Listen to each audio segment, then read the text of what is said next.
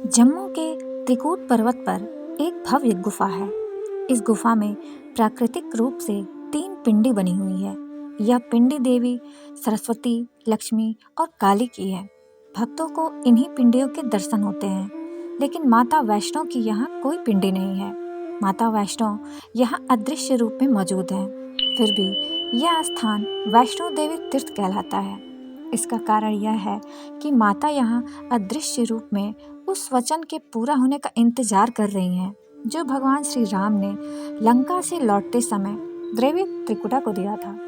नमस्कार दोस्तों, मेरी अनमोल कहानियाँ में आपका एक बार फिर से बहुत बहुत स्वागत है। इस संदर्भ में कथा है कि धर्म की रक्षा के लिए भगवान विष्णु के अंश से एक कन्या का जन्म दक्षिण भारत में रामेश्वरम तट पर पंडित रत्नाकर के घर हुआ था। 9 वर्ष की उम्र में जब इन्हें पता चला कि भगवान विष्णु ने राम के रूप में अवतार लिया है, तब देवी त्रिकुटा ने राम को पति के रूप में पाने के लिए तपस्या शुरू कर दी। सीता हरण के बाद भगवान राम जब सीता को ढूंढते हुए रामेश्वरम तट पर पहुंचे, यहाँ राम और त्रिकुटा की पहली मुलाकात हुई। देवी त्रिकुटा ने राम को पति के रूप में प्राप्त करने की इच्छा प्रकट की।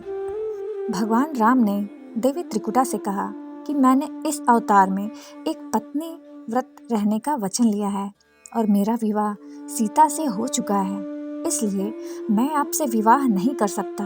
देवी त्रिकुटा ने जब बहुत अनुनय विनय किया, तब श्री राम ने कहा कि लंका से लौटते समय मैं आपके पास आऊँगा।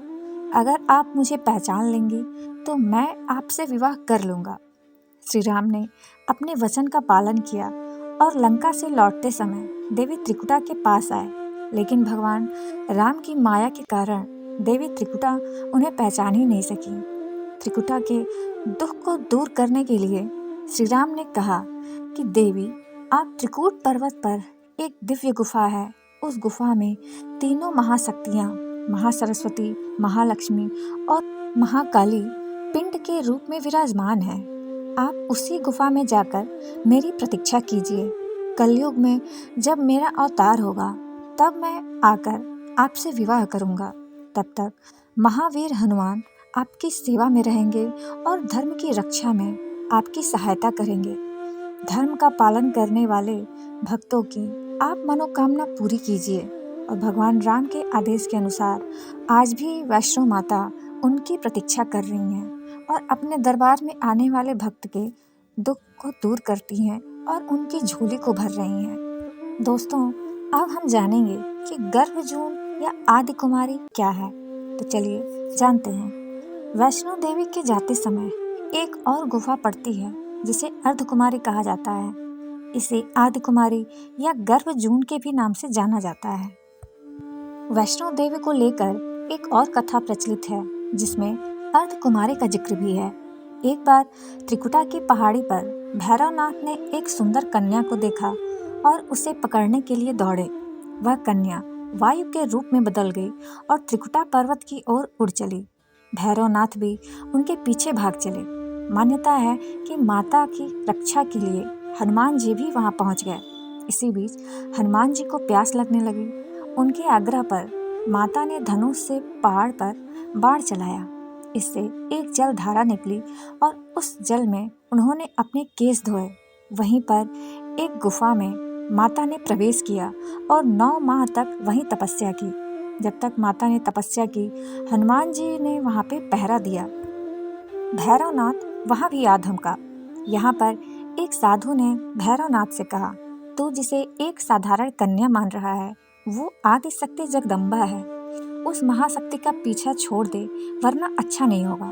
लेकिन साधु की बात भैरवनाथ ने नहीं मानी। इसी बीच माता रानी गुफा की दूसरी ओर से मार्ग बनाकर बाहर निकल गई। इसी गुफा को अर्धकुमारी के नाम से जाना जाता है। इस गुफा को आदि कुमारी या गर्भजून भी कहा जाता है। इस गुफा में प्रवेश द्वार पर माता रानी की चरण पादुका भी मौजूद है। जैसे ही माता रानी गुफा से बाहर निकली, उन्होंने देवी का रूप धारण कर लिया। उन्होंने भैरवनाथ से वापस जाने के लिए कहा, लेकिन वह नहीं माना। वह गुफा में प्रवेश करने लगा और यह देखकर हनुमान जी ने उसे युद्ध के लिए ललकारा। दोनों में युद्ध शुरू हो गया और जब माता ने देखा कि युद्ध का अंत नहीं हो रहा है, तब माता वैष्णवी ने महाकाली का रूप धारण किया और भैरवनाथ का वध कर दिया। तो दोस्तों, माँ वैष्णो देवी की ये कथा और उनके बारे में ये जानकारी आपको कैसी लगी, कमेंट में मुझे ज़रूर बताइएगा। और मेरे चैनल को लाइक, कमेंट, शेयर और अगर नए हैं तो सब्सक्राइब करना बिल्कुल मत भूलिएगा। फिर हम मिलेंगे ऐसी ही एक अच्छी सी कहानी में। तब तक के लिए अपना ख्याल रखें।